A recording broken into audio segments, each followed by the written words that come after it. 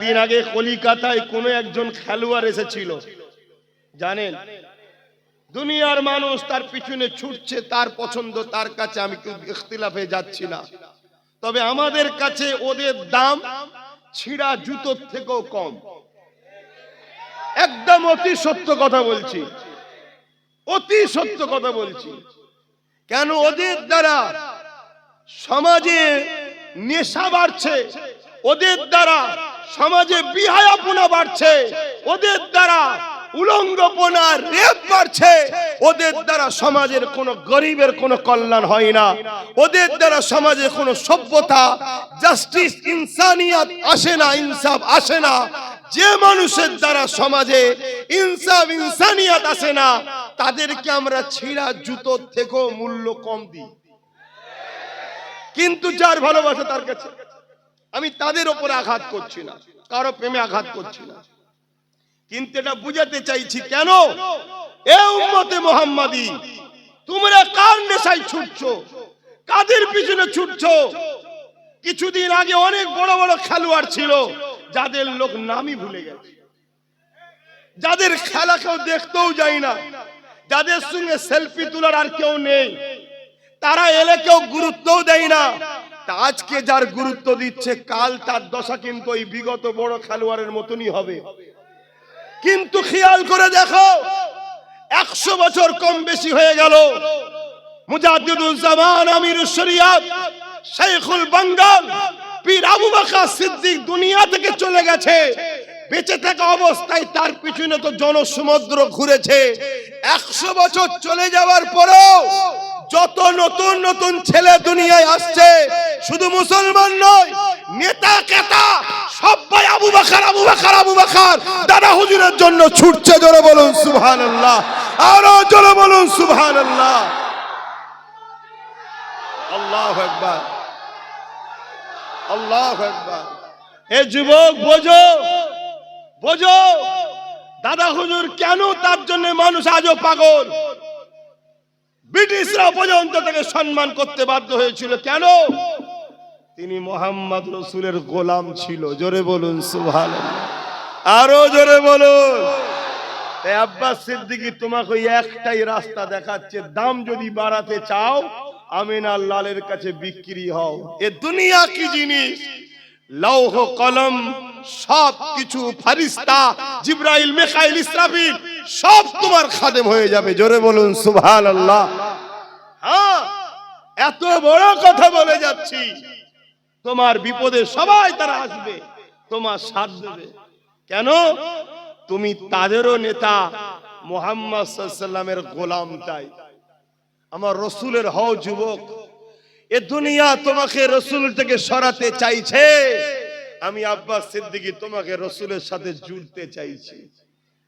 বোঝো আমার ভাইয়েরা, চলে আসো আর একটুখানি পিছিয়ে যাই। 800 বছর আগে এই দুনিয়া থেকে চলে গেছে। 800 বছর আগে যখন হিন্দুস্তানে আসছিল, হিন্দুস্তানের বিভিন্ন রাজারা তাকে রুকার চেষ্টা করেছিল যে হিন্দুস্তানে ওই যুবককে আসতে দেওয়া যাবে না। এমনকি দিল্লিতে যখন চলে এসেছে, খবর পেয়ে গেছে যে দিল্লিতে উনি তাশরিফ নিয়ে চলে এসেছে, হাজারো গার্ড দিয়ে, হাজারো ব্যারিকেড দিয়ে, হাজারো ফোর্স দিয়ে, হাজারো মিলিটারি দিয়ে সেই যুবককে রুখতে পারেনি। একাই আসছে, আর রাস্তায় একটা একটা একটা করে যুবককে তার কাছে টেনে তাকেও নবীর গোলাম বানাতে বানাতে বানাতে 39 জনকে নিয়ে আজমিরে ঢুকছে, যে আমার তোমার সবার সুলতান, সবার বাদশাহ, গরিবে নওয়াজ মঈনুদ্দিন আজমিরি, যাকে রুখার জন্য পৃথ্বীরাজ হাজারো সৈন্য লেগিয়েছিল, আজমিরে কমসে কম ঢুকতে দেব না, কিন্তু তাকে রুখতে পারেনি। শুধু ঢুকেছে তা নয়, আজ থেকে 800 বছর আগে চলে গেছে।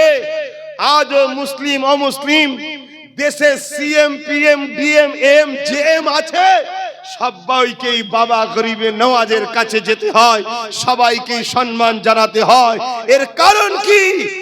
তিনি মোহাম্মদ রসুলের গোলাম ছিল, তাই আজও দাম বাড়ছে। জোরে বলুন সুবহানাল্লাহ, আরো জোরে বলুন আল্লাহ আল্লাহ। কোনদিন শুনেছেন গরিবে নামাজের দরবারে প্রচুর ভিড় হওয়ার জন্য লোক এত টাকা খরচ করে গিয়েছে, ঢুকতে পারেনি বলে বোতল ফোতল ছুঁড়েছে? কোনদিন শুনেছেন জলসা মাহফিলে ভিড় হওয়ার দরুন আব্বাস সিদ্দিকী তো জলসা বন্ধ করে দিতে বাধ্য হয়েছে, মানুষ মরে যাবে, তার জন্য কেউ ঢিল পাটকেল বোতল ছুঁড়েছে?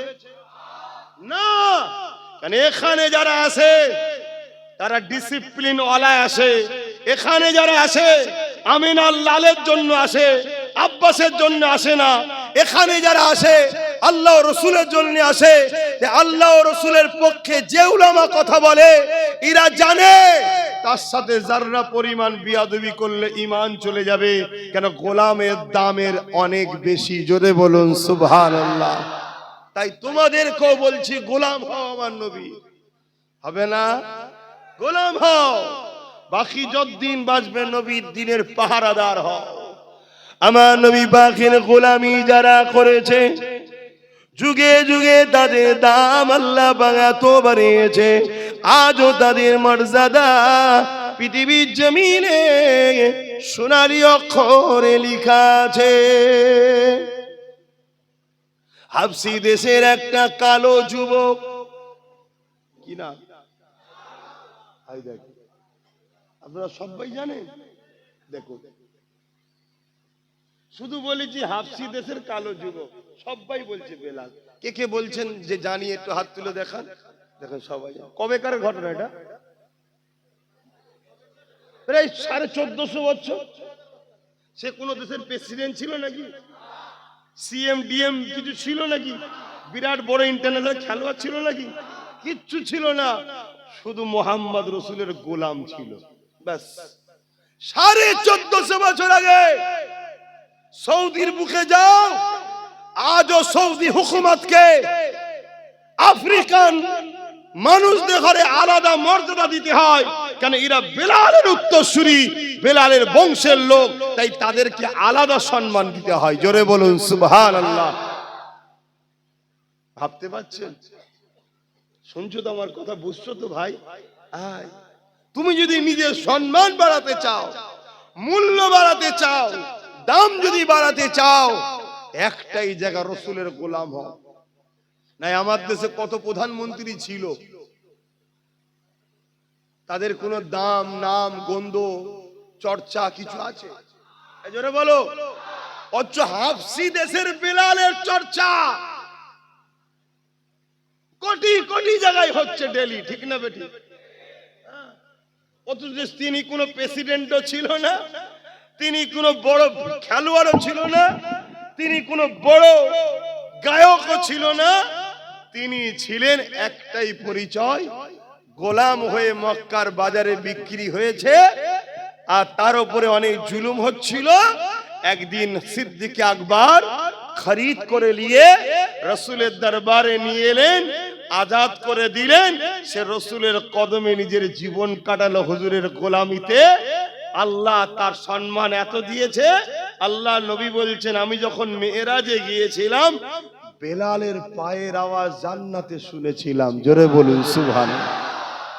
এ বেলাল, আল্লাহু আকবার, এ বেলাল কি করেছো? হুজুর আপনার গোলামি করেছি। আল্লাহ নবী খুশি হয়ে বললেন বেলাল তোমার জন্য একটা খবর আছে। কি খবর? ভাববেন যে লোকটা, যে ব্যক্তিটা গরিব হওয়ার দরুন এ বাজারে ও বাজারে সে বাজারে এরম বিক্রি হতো, তখন মানুষ কিনা বেচা হতো, আমার নবী খরিদ করলো। আরে আবু বকরের যা সবটাই রাসূলুল্লাহ, আমরা তো সেই ঈমান রাখতে পারিনি, তিনাদের ছিল। নবীর গোলাম হওয়ার জন্য তার সম্মান কোথায়? এবার শুনুন, অবাক হয়ে যাবে। তোমরা তো আল্লাহরে কোনো বাজারে বিক্রি হওয়া ছেলে নয়, তোমাদের বাপ দাদা সব ইসলামের। বেলাল হুজুরের বাপ দাদা গরিব মানুষ ছিলেন, তিনি বিক্রি হয়েছেন, হয়ে হয়ে হয়ে হয়ে রাসূলুল্লাহর কদমে এসেছেন। আর নবী তাকে কিনেছে এবং নবী সে গোলামি করেছে, করার দরুন সম্মান কত। আল্লাহর নবী বলছেন, বেলাল যেদিন কিয়ামত হওয়ার পরে জান্নাতে ঢোকা হবে, সর্বপ্রথম বেলাল তুমি কিন্তু জান্নাতে ঢুকবে। জোরে বলো। আল্লাহ নবীকে হযরতে বেলাল হুজুর বলছে, হুজুর আমার কি মাজাল আছে, হুজুর আপনি তো আগে যাবেন। আল্লাহ নবী বলছে, হ্যাঁ জান্নাতের দরজা আমার জন্যই খোলা হবে, কিন্তু যে সওয়ারির উপরে আমি থাকবো ওই সওয়ারির লাগাম বেলাল তোমার হাতে থাকবে। লাগাম যার হাতে থাকে সে পিছনে থাকে না আগে থাকে? তাহলে তুমি তো আগে পা রাখবে। জোরে বলুন সুবহানাল্লাহ। ভাবো আমার নবীর গোলামিতে মানুষকে কোথা থেকে কোথা নিয়ে যায়। তোমরা কি হবে না আমার নবীর গোলাম? আহারে আল্লাহ নবী যেদিন কাবাকে ফতেহ করলেন, আল্লাহর কাবা যেদিন বিজয় হয়ে গেল, ওই সময় আমার রাসূলুল্লাহ সাহাবা হুজুরদেরকে নিয়ে আল্লাহ পাকের কাবার ওখানে হাজির হয়ে রয়েছে। মক্কা জালিমাত্তাচারীরা সবাই ঘিরে দাঁড়িয়ে রয়েছে। আল্লাহ নবী বলেছেন, বেলাল আযানটা দাও। ওই সময় কয়েকজন আগে এসে বললেন, ইয়া রাসূলুল্লাহ হাবিবাল্লাহ, আজ মক্কার মুশরিক জালিমাত্তাচারী সম্ভ্রান্তরা রয়েছে, এখানে বেলালকে না দিয়ে অন্য কাউকে দেয়া যাক। আল্লাহ নবী বললেন, সাহাবারে খবরদারে কথা দ্বিতীয়বার বলবে না। আমার দুঃখের দিনের সাথী হলো বেলাল, আজকে সুখের দিনে বেলালকে আমি ভুলে যেতে পারি না। একটা গোলামকে আল্লাহ রাসূল কোথায় মর্যাদা দিচ্ছে দেখে। এ বেলাল তুমি আজান দাও, তুমি আজান দাও, তুমি আজান দাও। আরে আমরা অনেক সময় করে ফেলি, কোন বড় অনুষ্ঠানে দেখবেন সারা জীবন যে আমার ছোটখাটো মজলিসে কেরাত দিয়ে শুরু করলো, কি আজান দিত, একটা বড় প্রোগ্রাম হলে তখন স্পেশাল কারিকে দিয়ে উদ্বোধন করায়। এটা আমরাও করে ফেলি, কিন্তু আল্লাহ রাসূলের ইনসাফ দেখো। আল্লাহ নবী বলছে, না বেলাল দেবে। সব সময় বেলাল আজান দিয়েছে, আজকে সুখের দিনে কেন আমি রাসূল বেলালকে ভুলে যাব? কি ভালোবাসা দেখো। এ যুবকেরা, হযরতে বেলাল আগে আসলো। আল্লাহ নবী বলতে লাগলেন, বেলাল আযান দাও। ইয়া রাসূলুল্লাহ হাবিবাল্লাহ, মদিনা জমিনে কখন বাইতুল মুকাদ্দাসের দিকে ফিরে আযান দিয়েছে, আবার কখনো কাবার দিকে ফিরে আযান দিয়েছে। ইয়া রাসূলুল্লাহ হাবিবাল্লাহ, এই কাবার সামনে দাঁড়িয়ে এবারে কোন জায়গায় ফিরে আযান দেব? আল্লাহ নবী বেলালকে কাবার সাথে তুলে দিলেন। দিওয়ার পরে বলতে লাগলেন, আযান দাও। ইয়া রাসূলুল্লাহ হাবিবাল্লাহ, আমি কাবার সাথে দাঁড়িয়ে আছি, কোন দিকে ফিরে আযান দেব? আল্লাহ নবী বলেছিলেন, বেলাল রে, কাবার কাবা তোমার রাসূলের দিকে মুখ করে আযান দাও। আরো জোরে বলুন সুবহান।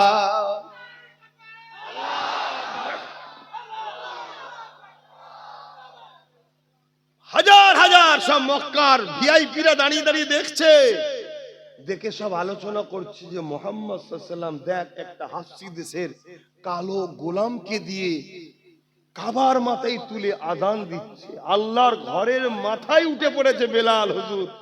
কিসের বাদৌলতে? মুহাম্মদ সাল্লাল্লাহু আলাইহি ওয়াসাল্লামের গোলামির পাওয়ারে। জোরে বলুন সুবহানাল্লাহ। এ যুবক, তোমরা আমার নবীর গোলাম হয়ে যাও। আল্লাহ তোমাকে কোথা থেকে কোথা নিয়ে যাবে তুমি ভাবতে পারবে না।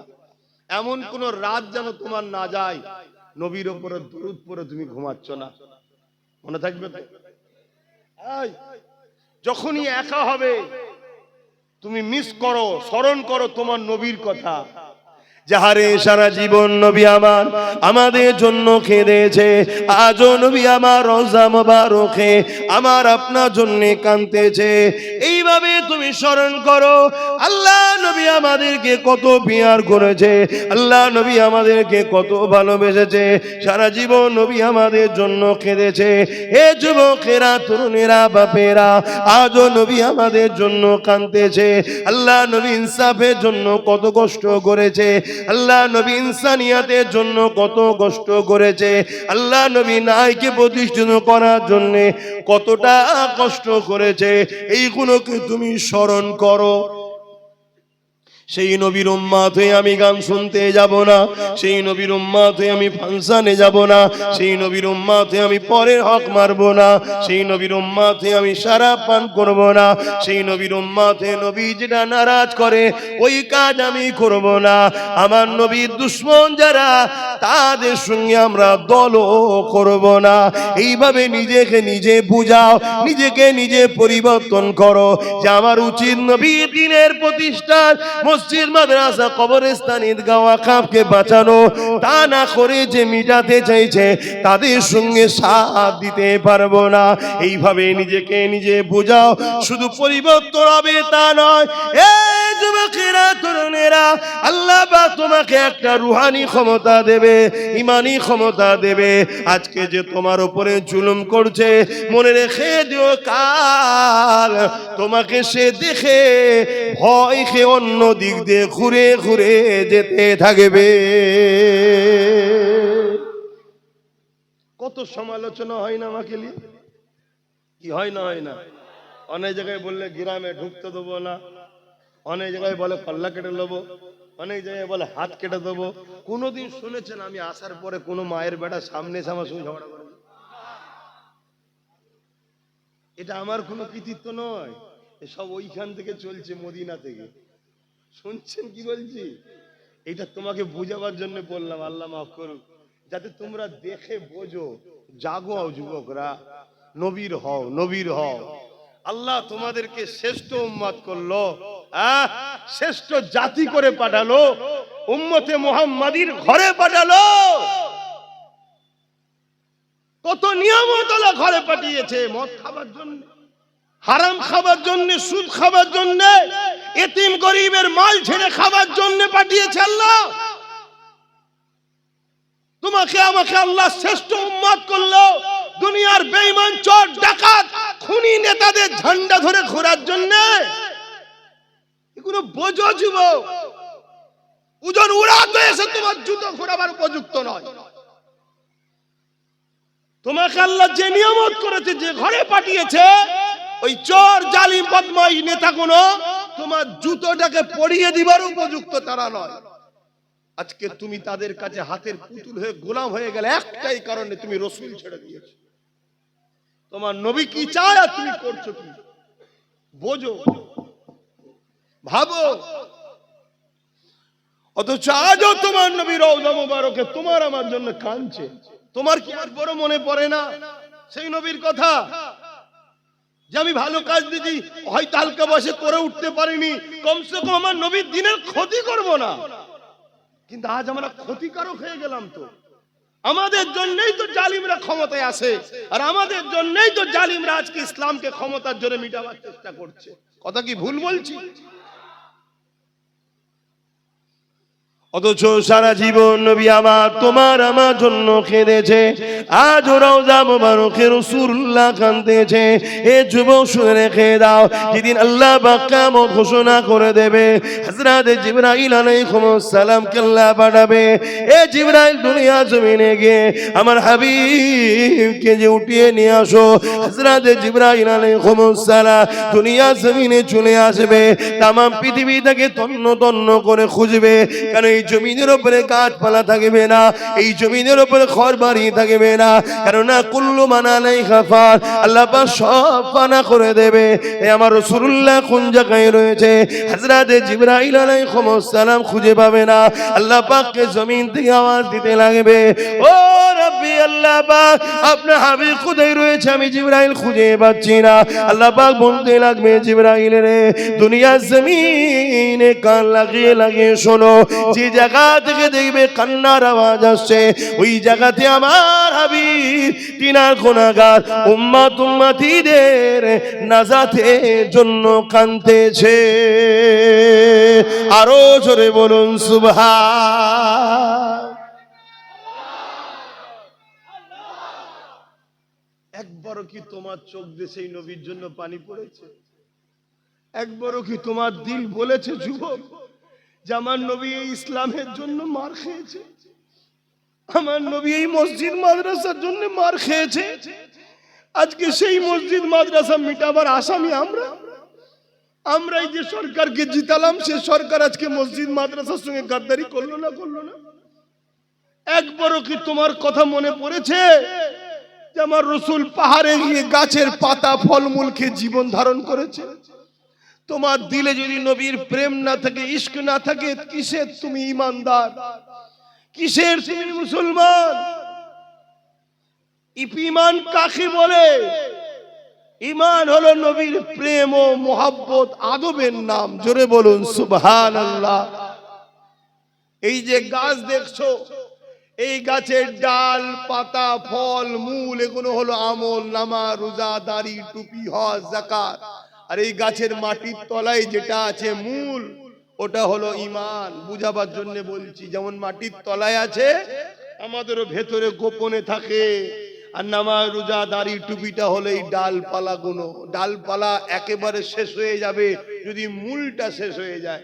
আর এখন ডালপালা কম, যদি মূল ঠিক থাকে কালকে আবার নামাজি হাজি রোজা সব হয়ে আল্লাহ কারে জান্নাতে যাবে। কিন্তু আমরা মূলটাকেই তো মেরে ফেলছি।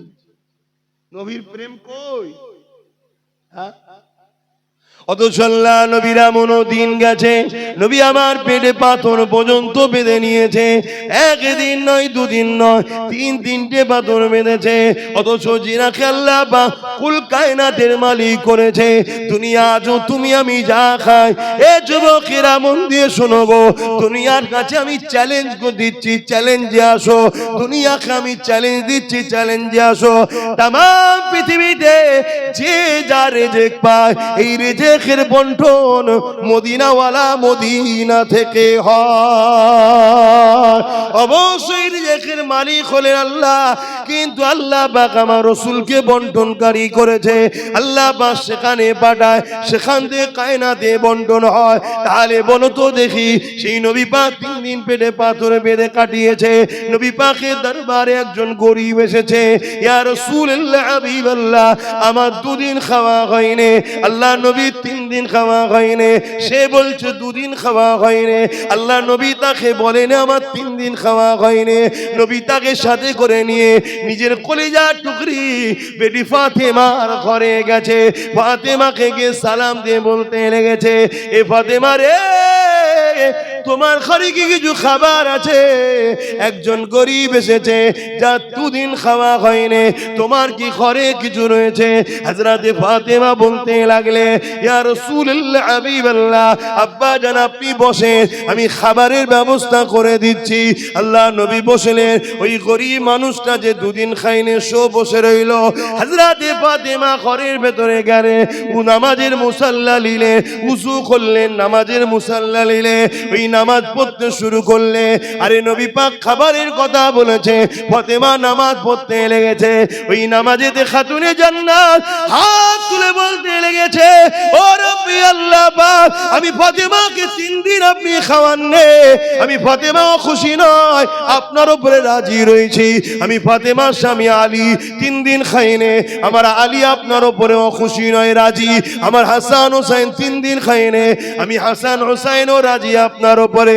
তবে আল্লাহ পাক আমার দরবারে এমন একজন মেহমান নিয়ে এসেছে, তিনি যদি জানতে পেরে যায় ফাতেমা 3 দিন খাইনি, মনে দুঃখ নিয়ে ঘরে ফিরে যাবে। আমি আমার আব্বাকে দুঃখ দিতে চাই না। হে আমার আল্লাহ, হাবিবুল্লাহ জন্য কিছু খাবার আপনি ব্যবস্থা করে আমার আল্লাহ আওয়াজ দিয়ে দিলে হে জিবরাইল জমিনে চলে যা, জমিনে চলে যা, জান্নাত থেকে খাবার ভর্তি খাঞ্চা নিয়ে চলে যা, আমার ফাতেমা দরবারে গিয়ে ওই জান্নাতি খানা খেয়ে পৌঁছে দে। আরো জোরে বলুন সুবহান।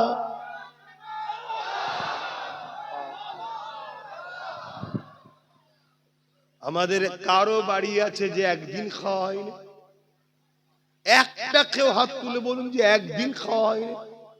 অথচ আমার মা বোনেরা একবারও ভাবলো না যে ইসলাম বিদ্বেষীরা আমাকে 1000 1500 ফ্রিতে ভিক্ষা দিচ্ছে কেন, একবারও ভাবেনি। ভেবেছে কি? আরে ভালো ভালো আলেম সাহেব, মলি সাহেব ঘরে, হাজি সাহেবের ঘরের বইয়েরাও ভাতা লিচ্ছে না লাইনে ভান্ডারের টাকা। একবারও ভাবলো না যে জনগণের টাকা, দেশের টাকায় লক্ষ্মী নাম দেবে কেন? দেশের কোন স্বাধীনতা সংগ্রামীর নাম দিতে পারতো, লক্ষ্মী নাম দিল কেন? এটা আমার গায়ের ধর্মের ভাইদের বিশ্বাস হলো লক্ষ্মী হলো অর্থ দেবী। আপনারা মানেন? কোথায় আমাদেরকে শেষ করলো? এই যে পয়সাটা খালেন কোথায় শেষ করলো আমাদেরকে? এবারে বলুন ওই মায়ের পেটে আল্লাহর ওলি সন্তান হবে? ওই মায়ের পেটে এমন সন্তান হবে যে ইসলামের জন্য লড়াই করবে? ওই মায়ের পেটে তো ওই সন্তানই হবে যে বড় হয়ে ইসলামের দুশমনদেরকে মিটাবার জন্য মুসলমানদের নামে কেস করবে, মুসলমানদের ঘর ভাঙবে, মুসলমানদের উপরে জুলুম করবে। এমন নেতা তৈরি হবে না? হবে না? এই কথা কোনো বলছি কষ্ট নিচ্ছেন? এটা যদি শুনে আমার 10টা মা পরিবর্তন হয়, ওই 10টা মায়ের ঘরে আল্লাহ এমন সন্তান দেবে যে সন্তান তার মায়ের পায়ের তলাতে জান্নাত জেনে তার পায়ে কদমমুচি করবে, তার উপরে ঝগড়া জুলুম করবে না। কথা কিছু বুঝতে পারছে? আজান হচ্ছে আপনাদের মহল্লায়? আপনাদের মহল্লায় হলে বলবে শুরু হয়েছে। আর আজানটা হয়ে যায়। আপনাদের যদি ধৈর্য থাকে বসুন, আর না এই সুযোগে চলে যান। কারণ অনেকে দেখি আজান দিলেই পালায়।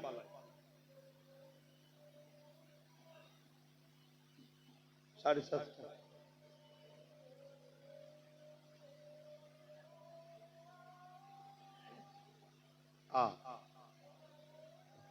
এই আজান আগামী দিন আর শুনতে পাওয়া যাবে কি সন্দেহ আছে? সেই দিন এসে গেছে। কি করলাম আমরা? কি ভুল করলাম?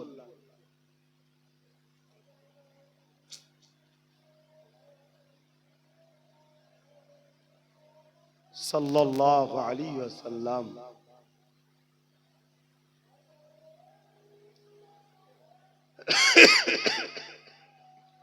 সাল্লাল্লাহু আলাইহি ওয়াসাল্লাম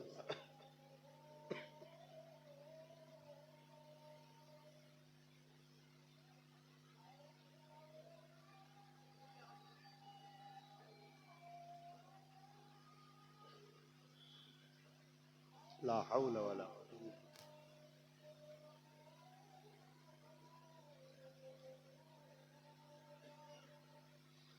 লা হাওলা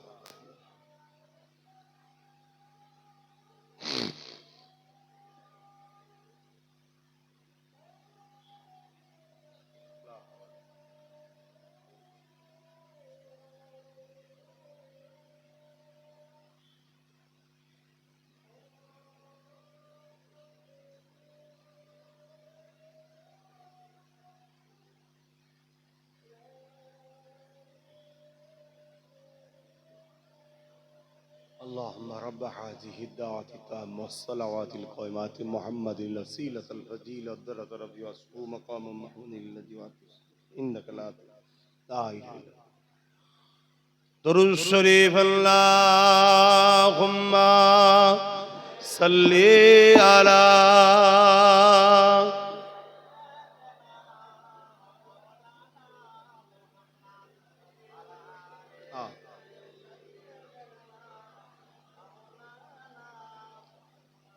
যাদের হৃদয়ে আছে আল্লাহর ভয় তারা কবু নবী ভুলে যায় না। আল্লাহর প্রেম ছাড়া এই দুনিয়া কারো কাছে কোনো কিছু চাই না। প্রকৃত সাকসেসফুল তো এইটাই, যেন আমার আল্লাহ ও রসুলকে আমরা রাজি করতে পারি। যাদের হৃদয়ে আছে আল্লাহর ভয়, তারা কবু নবী ভুলে যায় না।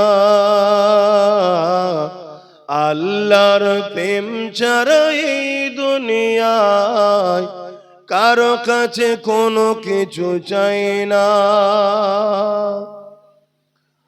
রাতের আধারে যারা সিজদাতে রয়, দু চোখের স্রোতে নদী যেন বয়। কখনো উঠেছো যুবক? রাত্রে ঘুম ভাঙে? রাত্রে ঘুম ভেঙে যায় না? ফাঁকে যেতে হয়, ঘুম ভেঙে যায় তো। কখনো রাত্রে ঘুম ভাঙলে একদিন ট্রাই করে দেখবে, উজু করে আর একা একা আল্লাহকে সেজদায় পড়ে থাকবে, কিছুক্ষণ পড়ে থাকবে, একটা আলাদা মজা পাবে। চোখ দিয়ে অঝরে পানি বেরিয়ে যাবে, তুমি রুখতেই পারবে না, তুমি বুঝতেই পারবে না তোমার হাজারো ব্যথা কোথায় গেল। তোমার রবের সেজদায় চোখের পানি ফেলা, কিয়ামতের দিন জাহান্নামের আযাব থেকে বাঁচার ওই যে জাহান্নাম তেড়ে তেড়ে যে আসবে। গতকাল কি তো ওয়াজ করেছিলাম, শুনেছেন তো? অনেকে লাইভও শুনেছে। ওই জাহান্নামকে সরাবার একটাই উপায়, আমাদের চোখের পানি আল্লাহ নবীকে দেবে, নবী সেটা নিক্ষেপ করবে, জাহান্নাম হাজার হাজার মাইল দূরে সরে যাবে। জোরে বলুন সুবহানাল্লাহ। আসো আমার ভাইরা, ফিরে আসো, এখনো সময় আছে, এখনো সময় আছে, কিন্তু তোমাকে পরিবর্তন হতে হবে। রাতের আধারে যারা সিজদাতে রয়, দু চোখের স্রোতে নদী যেন বয়। রাতের আধারে যারা সিজদাতে রয়, দু চোখের স্রোতে নদী যেন বয়। ছলনার খাঁচানি যত আসো, ছলনার খাঁচানি যত আসো, পিছনে ফিরো তাকায় না। যাদের হৃদয়ে আছে আল্লাহর ভয়, তারা কভু নবী ভুলে যায় না।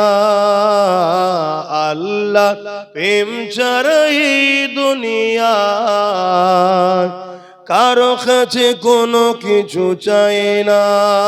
আল্লাহুম্মা সাল্লি আলা।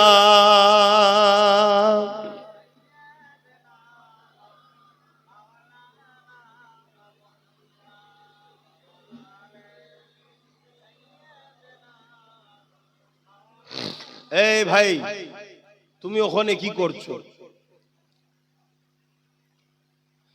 কিছুদিন আগে দেখলে তো এক প্যাটিসালাকে মেরেছে। আমরা মারার ধর্মের লোক নয়, মারতে বলবো না। জানি তুমি গরিব মানুষ, কাজ নেই, খেটে খাচ্ছ, কিন্তু আমার মাইন্ডটা তোমার দিকে চলে যাচ্ছে। তুমি পিছন দিকে যাও ভাই, পেটের জ্বালা এসেছো জানি, কিন্তু পিছনে কারবার করো। শুনছেন তো?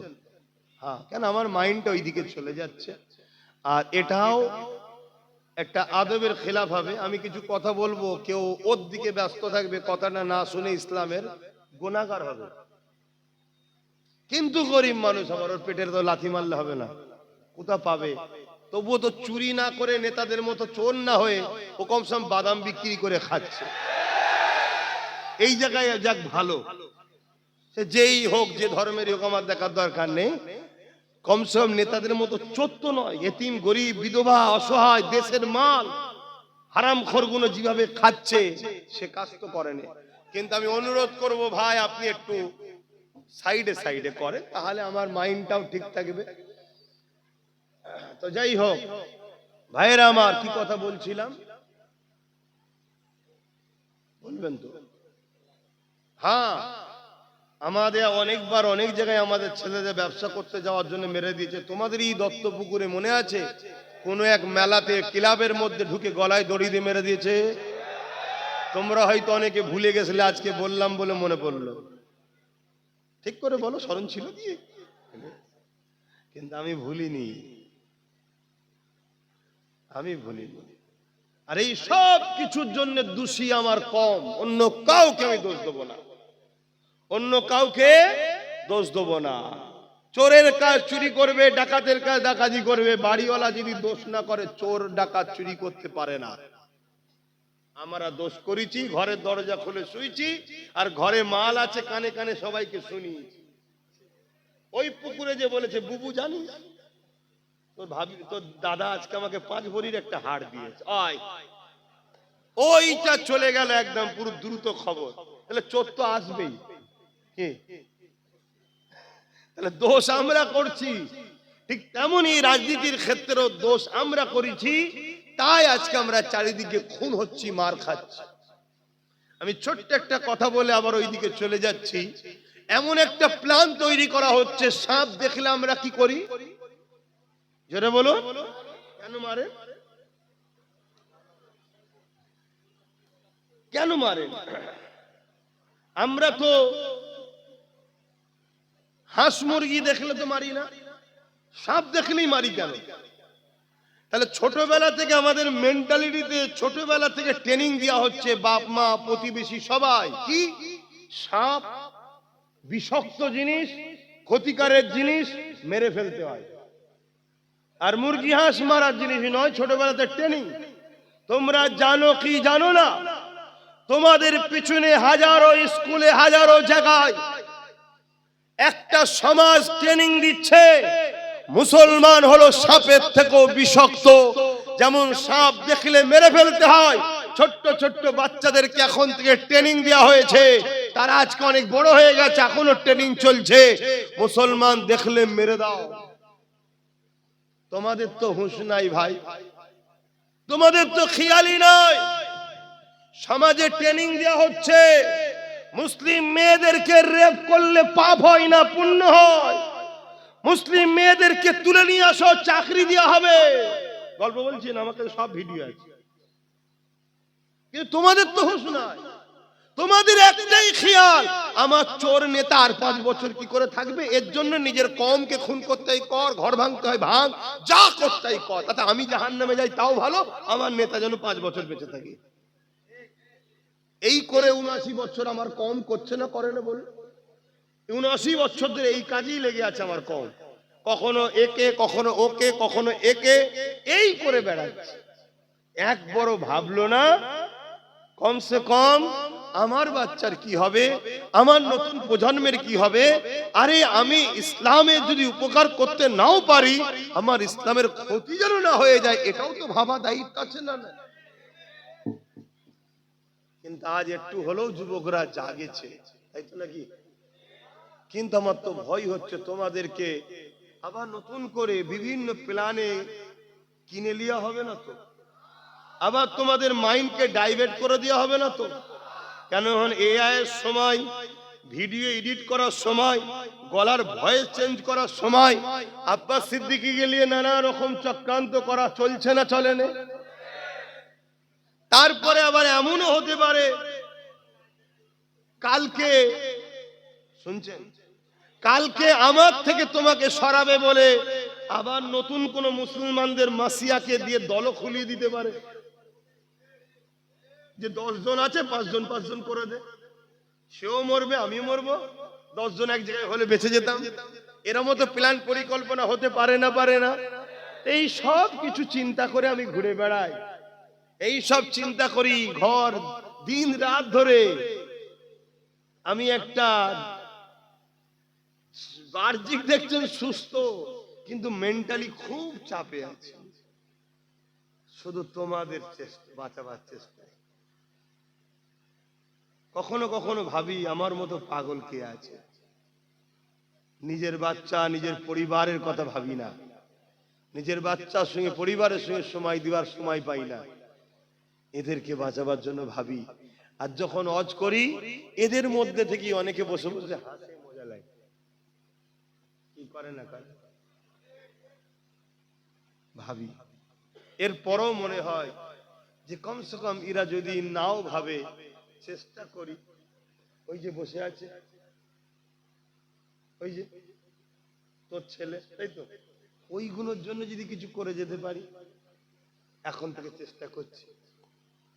দেখো দেখো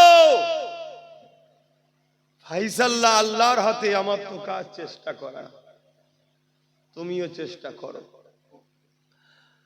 আসেন যে আলোচনা করছিলাম, কি আলোচনা করতে গিয়ে আজান হয়ে গেল জানো?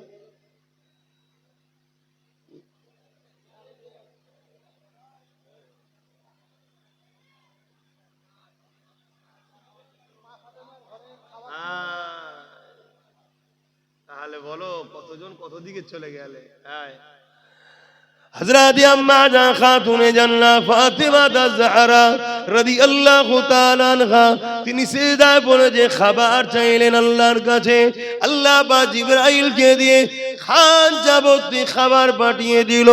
এখানে প্রশ্ন হলো এই জায়গায়, আরে দোলজানে সুলতান নবী মুহাম্মদ রাসূলুল্লাহ, তিনিও 3 দিন খাননে, পেটে 3টে পাথর বেঁধে রেখেছে, উম্মাত উম্মাত উম্মাত উম্মাত করে কেঁদে কাটাচ্ছে, উম্মাদের নাজাতের জন্য কাঁদতেছে।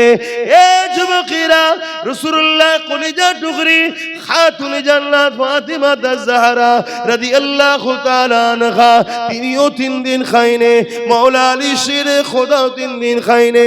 ইমামে হাসান হোসাইন তিনারা তখন ছোট ছোট ছিলে, তিনারাও 3 দিন খায়নি। একবার ভাবো, আল্লাহ তোমার আমার কারো অভাব দেয়নি, কিন্তু এরপরও সামান্য ভিক্ষা পেলে আমার বাপ ভাই মা বোনেরা একবারও ভাবার সময় নেই এই টাকাটা ভিক্ষা আসছে কোথা থেকে। মদের টাকা নয় তো, একবারও ভাবি। এই তো বললো, যেটা বললো কোনটা মহল্লার আজান কোন হচ্ছে এখন, তাহলে মহল্লার হক আদায় করো। মাইকটা বন্ধ করো।